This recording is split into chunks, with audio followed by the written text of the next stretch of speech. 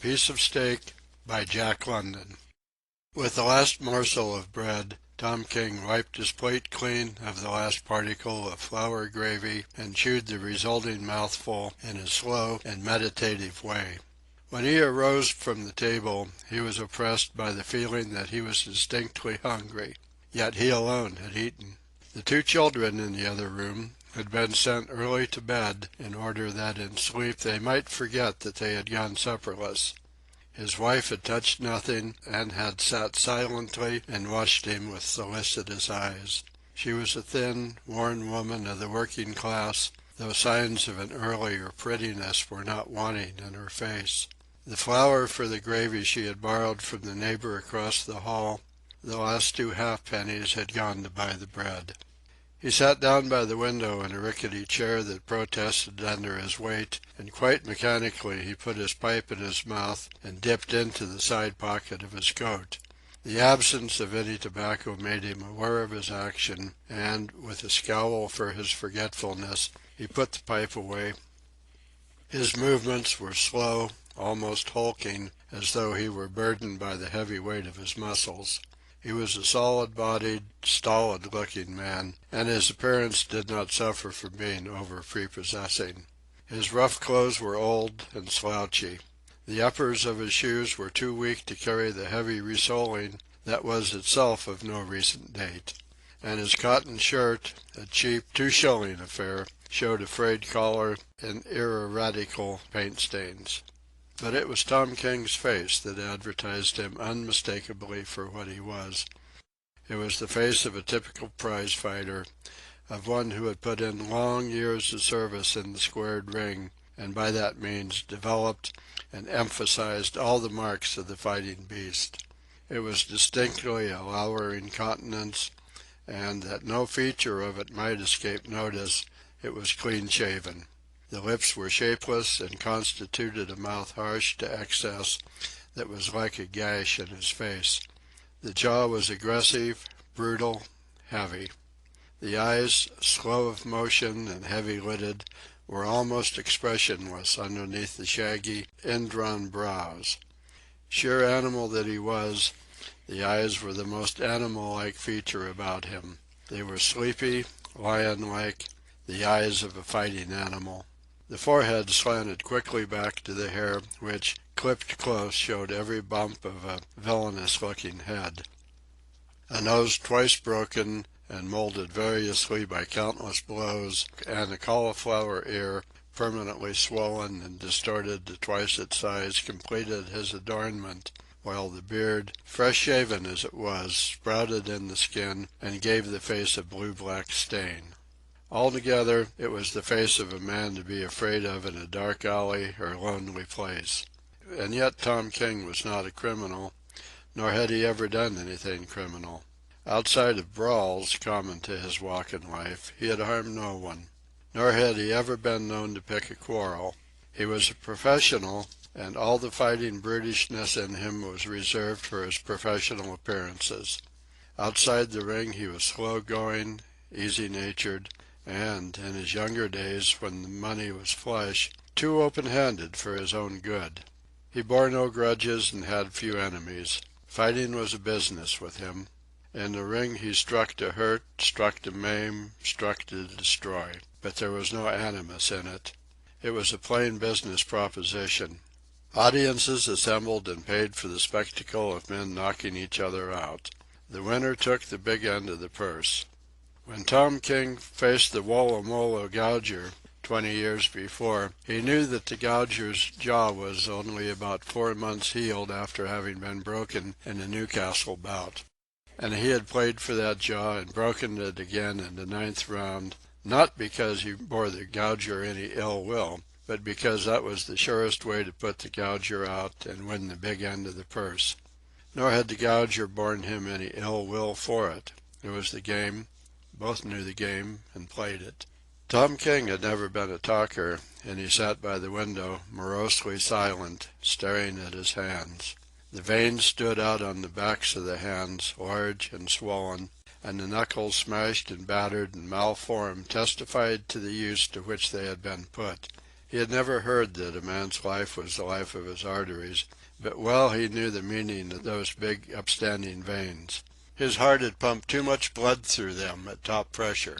They no longer did the work. He had stretched the elasticity out of them, and with their distension had passed his endurance. He tired easily now.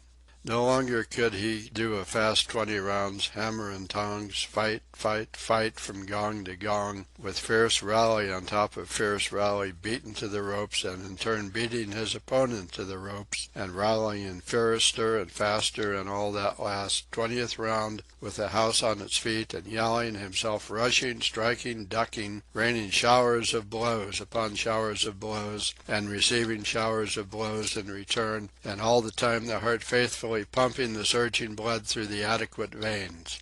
The veins, swollen at the time, had always shrunk down again, though each time, imperceptibly at first, not quite, remaining just a trifle larger than before. He stared at them and at his battered knuckles, and for the moment caught a vision of the youthful excellence of those hands before the first knuckle had been smashed on the head of Benny Jones, otherwise known as the Welsh Terror. The impression of his hunger came back on him. "Blimey, but couldn't I go a piece of steak?" he muttered aloud, clenching his huge fist and spitting out a smothered oath. "I tried both Burke's and Solly's," his wife said, half apologetically. "And they wouldn't?" he demanded. "Not a ha'penny. Bert said," she faltered. "Go on. What'd he say?" "As how he was thinking Sandell 'ud do ye to-night, and as how your score was comfortable big as it was." Tom King grunted, but did not reply. He was busy thinking of the bull terrier he had kept in his younger days, to which he had fed steaks without end. Burke would have given him credit for 1,000 steaks, then. But times had changed. Tom King was getting old, and old men, fighting before second-rate clubs, couldn't expect to run bills of any size with the tradesmen. He had got up in the morning with a longing for a piece of steak, and the longing had not abated. He had not had a fair training for this fight. It was a drought year in Australia, times were hard, and even the most irregular work was difficult to find. He had had no sparring partner, and his food had not been of the best, nor always sufficient. He had done a few days' navy work when he could get it, and he had run around the domain in the early mornings to get his legs in shape. But it was hard, training without a partner, and a wife and 2 kiddies that must be fed. Credit with the tradesmen had undergone very slight expansion when he was matched with Sandell. The secretary of the Gaiety Club had advanced him £3, the loser's end of the purse, and beyond that had refused to go. Now and again he managed to borrow a few shillings from old pals, who would have lent more only that it was a drought year and they were hard put themselves.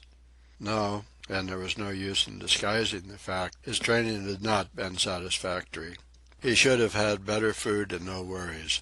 Besides, when a man is 40, it is harder to get into condition than when he is 20. "What time is it, Lizzie?" he asked. His wife went across the hall to inquire and came back. "8:15. They'll be starting the first bout in a few minutes," he said. "Only a tryout.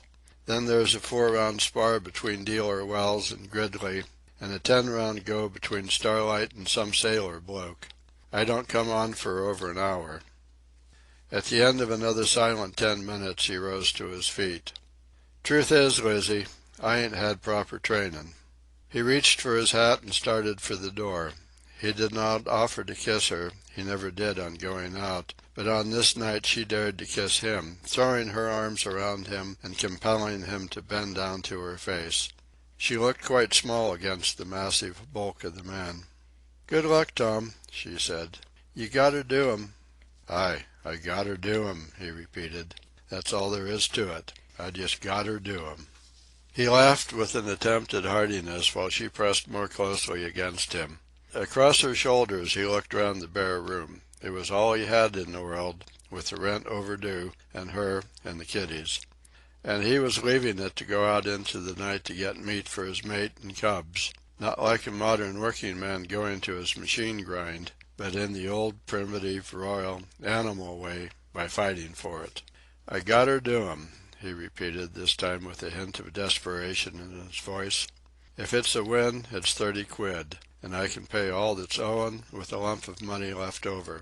If it's a lose, I get naught, not even a penny for me to ride home on the tram. The secretaries give all that's comin' from the loser's end. Goodbye, old woman, I'll come straight home if it's a win. And I'll be waitin' up, she called to him along the hall. It was full 2 miles to the Gaiety, and as he walked along he remembered how in his palmy days he had once been the heavy-weight champion of New South Wales. He would have ridden in a cab to the fight, and how, most likely, some heavy backer would have paid for the cab and ridden with him. There were Tommy Burns and that Yankee nigger Jack Johnson, and they rode about in motor cars, and he walked. And, as any man knew, a hard 2 miles was not the best preliminary to a fight. He was an old 'un, and the world did not wag well with old 'uns. He was good for nothing now except navy work, and his broken nose and swollen ear were against him even in that. He found himself wishing that he had learned a trade. It would have been better in the long run. But no one had told him, and he knew, deep down in his heart, that he would not have listened if they had. It had been so easy. Big money, sharp, glorious fights, periods of rest and loafing in between, a following of eager flatterers, the slaps on the back, the shakes of the hand, the toffs glad to buy him a drink for the privilege of 5 minutes' talk, and the glory of it, the yelling houses, the whirlwind finish, the referees, "King wins," and his name in the sporting columns next day. Those had been times, but he realized now in a slow, ruminating way that it was the old 'uns he had been putting away. He was youth, rising, and they were age, sinking. No wonder it had been easy, they with their swollen veins and battered knuckles and weary in the bones of them from the long battles they had already fought. He remembered the time he had put out old Stasher Bill at Rushcutter's Bay in the 18th round, and how old Bill had cried afterwards in the dressing-room like a baby. Perhaps old Bill's rent had been overdue. Perhaps he'd had at home a missus and a couple of kiddies. And perhaps Bill, that very day of the fight, had had a hungering for a piece of steak. Bill had fought game and taken incredible punishment. He could see now, after he had gone through the mill himself, that Stowsher Bill had fought for a bigger stake that night 20 years ago than had young Tom King, who had fought for glory and easy money. No wonder Stowsher Bill had cried afterwards in the dressing-room. Well, a man had only so many fights in him to begin with. It was the iron law of the game. One man might have 100 hard fights in him, another man only 20. Each according to the make of him and the quality of his fibre, had a definite number, and when he had fought them, he was done. Yes, he had had more fights in him than most of them, and he had had far more than his share of hard, grueling fights, the kind that worked the heart and lungs to bursting, that took the elastic out of the arteries and made hard knots of muscle out of youth's sleek suppleness, that wore out nerve and stamina and made brain and bones weary from excess of effort and endurance overwrought. Yes, he had done better than all of them. There were none of his old fighting partners left. He was the last of the old guard. He had seen them all finished, and he had had a hand in finishing some of them. They had tried him out against the old 'uns, and one after another he had put them away, laughing when, like old Stowsher Bill, they had cried in the dressing-room. And now he was an old 'un, and they tried out the youngsters on him. There was that bloke Sandell. He had come over from New Zealand with a record behind him. But no one in Australia knew anything about him, so they put him up against old Tom King. If Sandell made a showing, he would be given better men to fight with bigger purses to win, so it was to be depended upon that he would put up a fierce battle. He had everything to win by it, money and glory and career, and Tom King was the grizzled old chopping block that guarded the highway to fame and fortune. And he had nothing to win except 30 quid to pay to the landlord and the tradesmen. And as Tom King thus ruminated, there came to his stolid vision the form of youth, glorious youth, rising exultant and invincible, supple of muscle and silken of skin, with heart and lungs that had never been tried and torn, and that laughed at limitation of effort. Yes, youth was the nemesis. It destroyed the old ones, and recked not that in so doing it destroyed itself. It enlarged its arteries and smashed its knuckles, and was in turn destroyed by youth. For youth was ever youthful. It was only age that grew old. At Castlereagh Street he turned to the left, and 3 blocks along came to the Gaiety. A crowd of young larrikins hanging outside the door made respectful way for him, and he heard one say to another, "That's him. That's Tom King."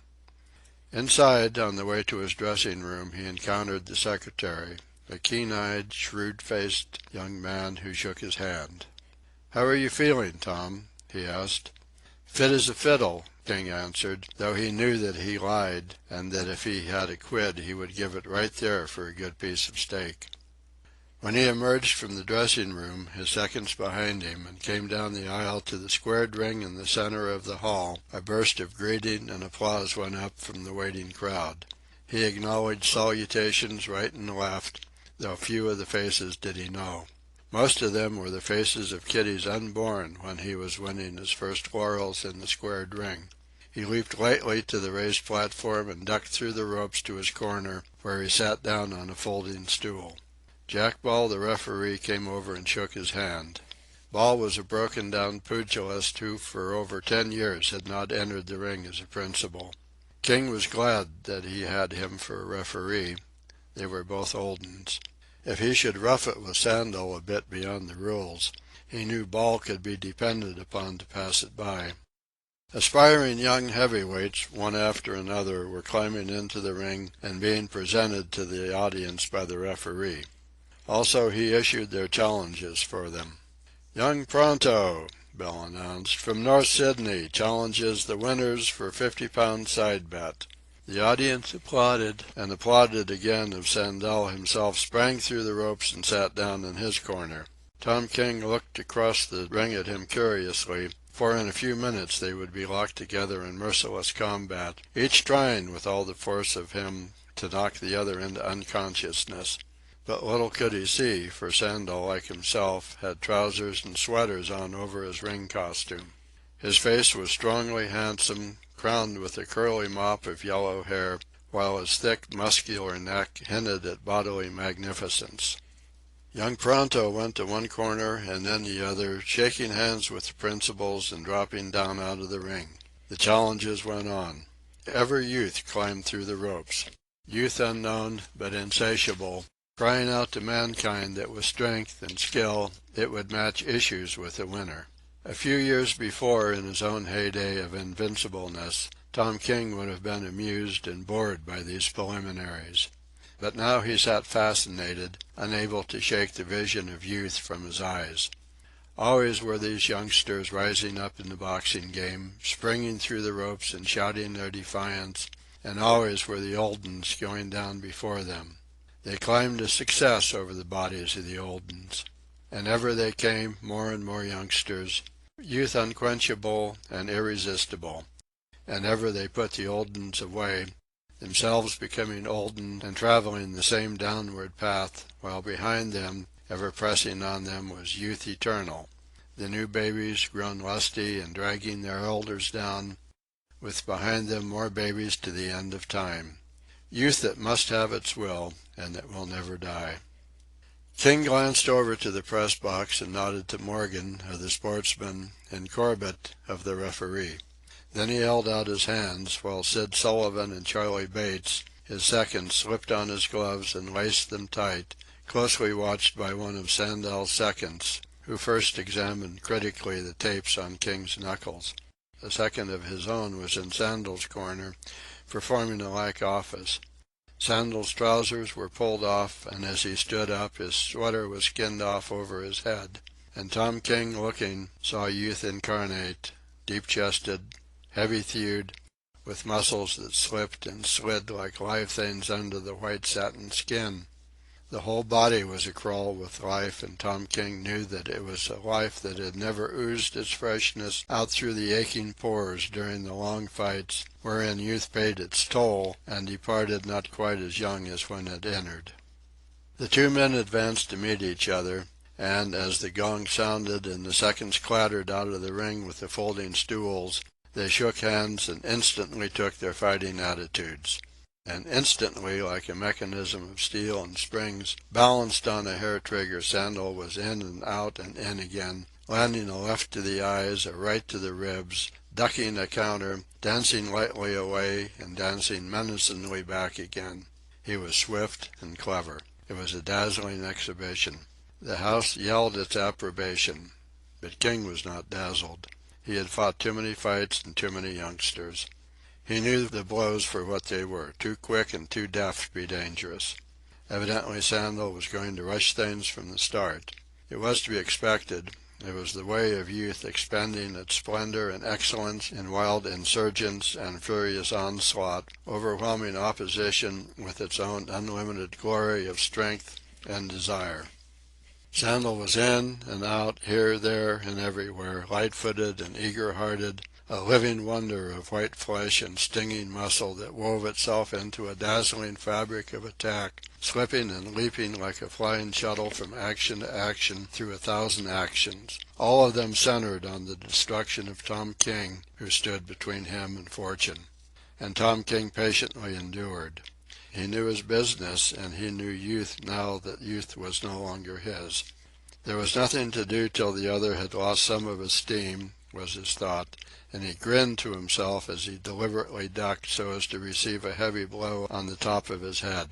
It was a wicked thing to do, yet eminently fair according to the rules of the boxing game.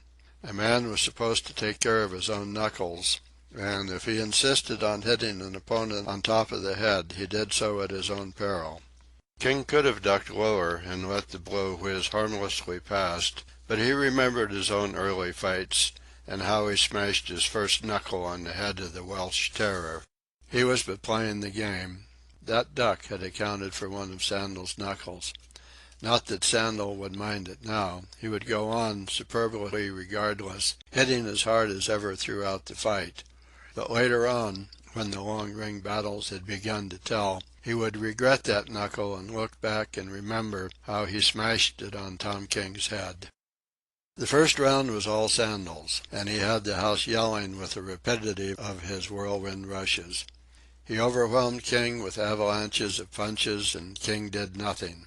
He never struck once, contenting himself with covering up, blocking and ducking and clinching to avoid punishment. He occasionally feigned, shook his head when the weight of a punch landed, and moved stolidly about, never leaping or springing or wasting an ounce of strength. Sandal must foam the froth of youth away before discreet age could dare to retaliate. All King's movements were slow and methodical, and his heavy-lidded, slow-moving eyes gave him the appearance of being half asleep or dazed. Yet they were eyes that saw everything, that had been trained to see everything through all his 20 years and odd in the ring. They were eyes that did not blink or waver before an impending blow, but coolly saw and measured distance. Seated in his corner for the minute's rest at the end of the round, he lay back with outstretched legs, his arms resting on the right angle of the ropes, his chest and abdomen heaving frankly and deeply as he gulped down the air driven by the towels of his second. He listened with closed eyes to the voices of the house. "Why don't you fight?" Tom many were crying. "You ain't afraid of 'em, are you?" "Muscle-bound," he heard a man in the front row comment. "He can't move quicker. 2-1 on Sandal and quids." The gong struck and the two men advanced from their corners. Sandal came forward fully 3/4 of the distance, eager to begin again, but King was content to advance the shorter distance. It was in line with his policy of economy. He had not been well trained, and he had not had enough to eat, and every step counted. Besides, he had already walked 2 miles to the ringside. It was a repetition of the first round, with Sandal attacking like a whirlwind, and with the audience indignantly demanding to know why King did not fight. Beyond feinting and several slowly delivered and ineffectual blows, he did nothing save block and stall and clinch. Sandal wanted to make the pace fast, while King, out of his wisdom, refused to accommodate him. He grinned with a certain wistful pathos in his ring-battered countenance, and went on cherishing his strength with a jealousy of which only age is capable. Sandal was youth, and he threw his strength away with the munificent abandon of youth.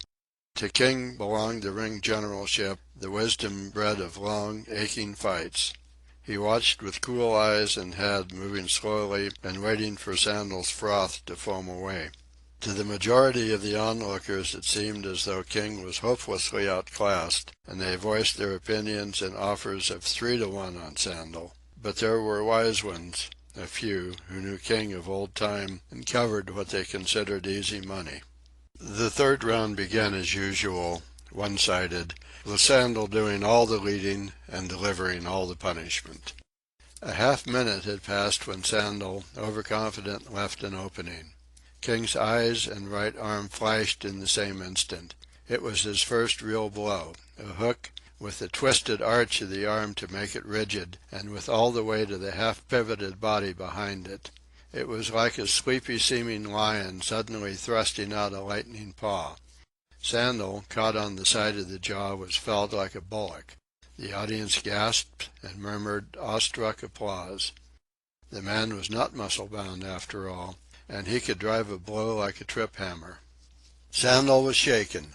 He rolled over and attempted to rise, but the sharp yells from his seconds to take the count restrained him. He knelt on one knee, ready to rise, and waited, while the referee stood over him, counting the seconds loudly in his ear.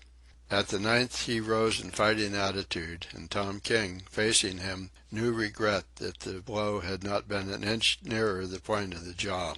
That would have been a knockout, and he could have carried the 30 quid home to the missus and the kiddies. The round continued to the end of its 3 minutes, Sandel for the first time respectful of his opponent, and King slow of movement and sleepy-eyed as ever. As the round neared its close, King, warned of the fact by sight of the seconds, crouching outside ready for the spring and through the ropes, worked the fight around to his own corner. And when the gong struck he sat down immediately on the waiting stool, while Sandel had to walk all the way across the diagonal of the square to his own corner. It was a little thing, but it was the sum of little things that counted. Sandel was compelled to walk that many more steps, to give up that much energy, and to lose a part of the precious minute of rest. At the beginning of every round, King loafed slowly out from his corner, forcing his opponent to advance the greater distance. The end of every round found the fight maneuvered by King into his own corner so that he could immediately sit down. 2 more rounds went by, in which King was parsimonious of effort and Sandel prodigal. The latter's effort to force a fast pace made King uncomfortable, for a fair percentage of the multitudinous blows showered upon him went home. Yet King persisted in his dogged slowness, despite the crying out of the young hotheads for him to go in and fight. Again, in the 6th round, Sandel was careless. Again Tom King's fearful right flashed out to the jaw, and again Sandel took the 9 seconds count. By the 7th round Sandel's pink of condition was gone, and he settled down to what he knew was to be the hardest fight in his experience. Tom King was an old 'un, but a better old 'un than he had ever encountered, an old 'un who never lost his head, who was remarkably able at defense, whose blows had the impact of a knotted club, and who had a knockout in either hand. Nevertheless, Tom King dared not hit often. He never forgot his battered knuckles, and knew that every hit must count if the knuckles were to last out the fight. As he sat in his corner, glancing across at his opponent, the thought came to him that the sum of his wisdom and Sandel's youth would constitute a world's champion heavyweight. But that was the trouble. Sandel would never become a world champion. He lacked the wisdom, and the only way for him to get it was to buy it with youth. And when wisdom was his, youth would have been spent in buying it. King took every advantage he knew. He never missed an opportunity to clinch, and in effecting most of the clinches his shoulder drove stiffly into the other's rib. In the philosophy of the ring, a shoulder was as good as a punch so far as damage was concerned, and a great deal better so far as concerning expenditure of effort. Also in the clinches, King rested his weight on his opponent and was loath to let go. This compelled the interference of the referee, who tore them apart, always assisted by Sandel, who had not yet learned to rest. He could not refrain from using those glorious flying arms and writhing muscles of his, and when the other rushed into a clinch, striking shoulder against rib, and with head resting under Sandel's left arm, Sandel almost invariably swung his right behind his own back and into the projecting face. It was a clever stroke, much admired by the audience, but it was not dangerous, and was, therefore, just that much wasted strength. But Sandel was tireless and unaware of limitations, and King grinned and doggedly endured. Sandel developed a fierce right to the body, which made it appear that King was taking an enormous amount of punishment, and it was only the old ringsters who appreciated the deft touch of King's left glove to the other's bicep just before the impact of the blow. It was true, the blow landed each time, but each time it was robbed of its power by that touch on the biceps. In the ninth round, 3 times inside a minute, King's right hooked its twisted arch to the jaw, and 3 times Sandel's body, heavy as it was leveled to the mat. Each time he took the 9 seconds allowed him and rose to his feet, shaken and jarred, but still strong. He had lost much of his speed, and he wasted less effort. He was fighting grimly, but he continued to draw upon his chief asset, which was youth. King's chief asset was experience. As his vitality had dimmed and his vigor abated, he had replaced them with cunning, with wisdom born of the long fights, and with a careful shepherding of strength. Not alone had he learned never to make a superfluous movement, but he had learned how to seduce an opponent into throwing his strength away. Again and again, by feint of foot and hand and body, he continued to inveigle Sandel into leaping back, ducking, or countering. King rested, but he never permitted Sandel to rest. It was the strategy of age. Early in the 10th round, King began stopping the other's rushes with straight lefts to the face, and Sandel, grown wary, responded by drawing the left, then by ducking it and delivering his right in a swinging hook to the side of the head. It was too high up to be vitally effective, but when first it landed, King knew the old, familiar descent of the black veil of unconsciousness across his mind. For the instant, or for the slightest fraction of an instant, rather, he ceased. In the one moment he saw his opponent ducking out of his field of vision in the background of white, watching faces. In the next moment he again saw his opponent in the background of faces. It was as if he had slept for a time and just opened his eyes again, and yet the interval of unconsciousness was so microscopically short that there had been no time for him to fall. The audience saw him totter and his knees give, and then saw him recover and tuck his chin deeper into the shelter of his left shoulder. Several times Sandel repeated the blow, keeping King partially dazed, and then the latter worked out his defense, which was also a counter. Feinting with his left, he took a half step backwards, at the same time uppercutting with the whole strength of his right. So accurately was it timed that it landed squarely on Sandel's face in the full downward sweep of the duck, and Sandel lifted in the air and curled backward, striking the mat on his head and shoulders. Twice King achieved this, then turned loose and hammered his opponent to the ropes. He gave Sandel no chance to rest or to set himself, but smashed blow in upon blow till the house rose to its feet, and the air was filled with an unbroken roar of applause. But Sandel's strength and endurance were superb, and he continued to stay on his feet. A knockout seemed certain, and the captain of police, appalled at the dreadful punishment, arose by the ringside to stop the fight. The gong struck for the end of the round, and Sandel staggered to his corner, protesting to the captain that he was sound and strong. To prove it, he threw 2 back air springs, and the police captain gave in. Tom King, leaning back in his corner and breathing hard, was disappointed. If the fight had been stopped, the referee, perforce, would have rendered him the decision and the purse would have been his. Unlike Sandel, he was not fighting for glory or career, but for 30 quid. And now Sandel would recuperate in a minute of rest. Youth will be served. This saying flashed into King's mind, and he remembered the first time he had heard it, the night when he had put away Stosher Bill. The toff who had bought him a drink after the fight and patted him on the shoulder used those words. Youth will be served. The toff was right. And on that night in the long ago he had been Youth. Tonight Youth sat in the opposite corner. As for himself, he had been fighting for half an hour now, and he was an old man. Had he fought like Sandel, he would not have lasted 15 minutes. But the point was that he did not recuperate. Those upstanding arteries and that sorely tried heart would not enable him to gather strength in the intervals between the rounds, and he had not had sufficient strength in him to begin with. His legs were heavy under him and beginning to cramp. He should have not walked those 2 miles to the fight. And there was the steak which he had got up longing for that morning. A great and terrible hatred rose up in him for the butcher who had refused him credit. It was hard for an old man to go into a fight without enough to eat. And a piece of steak was such a little thing, a few pennies at best, yet it meant 30 quid to him.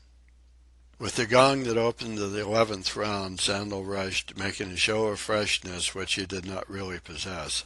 King knew it for what it was, a bluff as old as the game itself.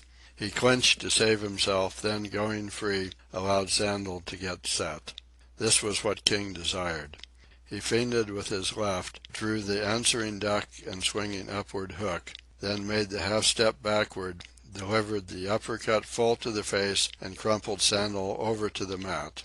After that he never let him rest, receiving punishment himself, but inflicting far more, smashing Sandel to the ropes, hooking and driving all manner of blows into him, tearing away from his clinches or punching him out of attempted clinches, and even when Sandel would have fallen, catching him with one uplifting hand and with the other immediately smashing him into the ropes where he could not fall. The house by this time had gone mad, and it was his house, nearly every voice yelling, "Go it, Tom! Get him! Get him! You've got him, Tom! You've got him!" It was to be a whirlwind finish, and that was what a ringside audience paid to see. And Tom King, who for half an hour had conserved his strength, now expended it prodigally in the one great effort he knew he had in him. It was his one chance, now or not at all. His strength was waning fast, and his hope was that before the last of it ebbed out of him he would have beaten his opponent down for the count. And as he continued to strike and force, coolly estimating the weight of his blow and the quantity of damage done, he realized how hard a man Sandel was to knock out. Stamina and endurance were his to an extreme degree, and they were the virgin stamina and endurance of youth. Sandel was certainly a coming man. He had it in him. Only out of such rugged fiber were successful fighters fashioned. Sandel was reeling and staggering, but Tom King's legs were cramping and his knuckles going back on him. Yet he steeled himself to strike the fierce blows, every one of which brought anguish to his tortured hands. Though now he was receiving practically no punishment, he was weakening as rapidly as the other. His blows went home, but there was no longer the weight behind them, and each blow was the result of a severe effort of will. His legs were like lead, and they dragged visibly under him, while Sandel's backers, cheered by this symptom, began calling encouragement to their man. King was spurred to a burst of effort. He delivered 2 blows in succession, a left, a trifle too high, to the solar plexus, and a right cross to the jaw. They were not heavy blows, yet so weak and dazed was Sandel that he went down and lay quivering. The referee stood over him, shouting the count of the fatal seconds in his ear. If before the 10th second was called he did not rise, the fight was lost. The house stood in hushed silence. King rested on trembling legs. A mortal dizziness was upon him, and before his eyes the sea of faces sagged and swayed, while to his ears, as from a remote distance, came the count of the referee. Yet he looked upon the fight as his. It was impossible that a man so punished could rise. Only youth could rise, and Sandel rose. By the 4th second he rolled over on his face and groped blindly for the ropes. By the 7th second he had dragged himself to his knee, where he rested, his head rolling groggily on his shoulders. As the referee cried 9, Sandel stood upright, in proper stalling position, his left arm wrapped around his face, his right wrapped around his stomach. Thus were his vital points guarded, while he lurched forward toward King, in the hope of effecting a clinch and gaining more time. At the instant Sandal arose, King was at him, but the two blows he delivered were muffled on the stalled arms. The next moment Sandal was in the clinch and holding on desperately while the referee strove to drag the two men apart. King helped to force himself free. He knew the rapidity with which Youth recovered, and he knew that Sandal was his if he could prevent that recovery. One stiff punch would do it. Sandal was his, indubitably his. He had outgeneraled him, outfought him, outpointed him. Sandal reeled out of the clinch, balanced on the hairline between defeat or survival. One good blow would topple him over and down and out. And Tom King, in a flash of bitterness, remembered that piece of steak and wished that he had it then behind the necessary punch he must deliver. He nerved himself for the blow, but it was not heavy enough nor swift enough. Sandal swayed but did not fall, staggering back to the ropes and hanging on. King staggered after him and, with a pang like that of disillusion, delivered another blow. But his body had deserted him. All that was left of him was a fighting intelligence that was dimmed and clouded from exhaustion. The blow that was aimed for the jaw struck no higher than the shoulder. He had willed the blow higher, but the tired muscles had not been able to obey. And from the impact of the blow, Tom King himself reeled back and nearly fell. Once again he strove. This time his punch missed altogether, and from absolute weakness he fell against Sandal and clinched, holding on to save himself from sinking to the floor. King did not attempt to free himself. He had shot his bolt. He was gone, and Youth had been served. Even in the clinch he could feel Sandal growing stronger against him. When the referee thrust them apart there before his eyes, he saw Youth recuperate. From instant to instant Sandal grew stronger. His punches, weak and futile at first, became stiff and accurate. Tom King's blurred eyes saw the gloved fist driving at his jaw, and he willed to guard it by interposing his arm. He saw the danger, willed the act, but the arm was too heavy. It seemed burdened with 100 weight of lead. It would not lift itself, and he strove to lift it with his soul. Then the gloved fist landed home. He experienced a sharp snap that was like an electric spark, and simultaneously the veil of blackness enveloped him. When he opened his eyes again, he was in his corner, and he heard the yelling of the audience like the roar of the surf at Bondi Beach. A wet sponge was being pressed against the base of his brain, and Sid Sullivan was blowing cold water in a refreshing spray over his face and chest. His gloves had already been removed, and Sandal, bending over him, was shaking his hand. He bore no ill will toward the man who had put him out, and he returned the grip with a heartiness that made his battered knuckles protest. Then Sandal stepped to the center of the ring, and the audience hushed as pandemonium to hear him accept young Prado's challenge and offer to increase the side bet to 100 pounds. King looked on apathetically while his seconds mopped the streaming water from him, dried his face, and prepared him to leave the ring. He felt hungry. It was not the ordinary gnawing kind, but a great faintness, a palpitation at the pit of the stomach that communicated itself to all his body. He remembered back into the fight, to the moment when he had Sandal swaying and tottering on the hairline balance of defeat.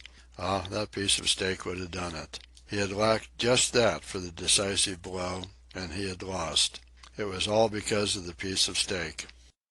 His seconds were half supporting him as they helped him through the ropes. He tore free from them, ducked through the ropes unaided, and leaped heavily to the floor, following on their heels as they forced a passage for him down the crowded center aisle. Leaving the dressing room for the street, in the entrance to the hall some young fellow spoke to him. "Why didn't you go in and get him when you 'ad him?" the young man asked. "Ah, go to hell," said Tom King, and passed down the steps to the sidewalk. The doors at the public house at the corner were swinging wide, and he saw the lights and the smiling barmaids, heard the many voices discussing the fight and the prosperous clink of money on the bar. Someone called to him to have a drink. He hesitated perceptibly, then refused, and went on his way. He had not a copper in his pocket, and the 2-mile walk home seemed very long.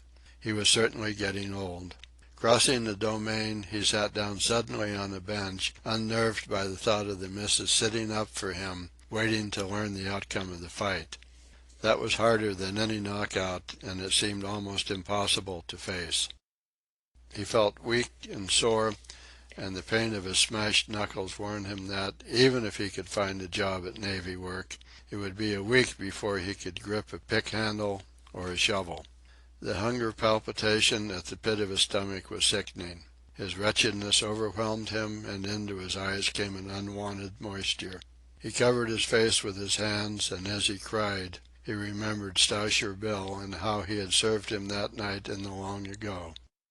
Poor old Stowsher Bill. He could understand now why Bill had cried in the dressing room. End of A Piece of Steak by Jack London.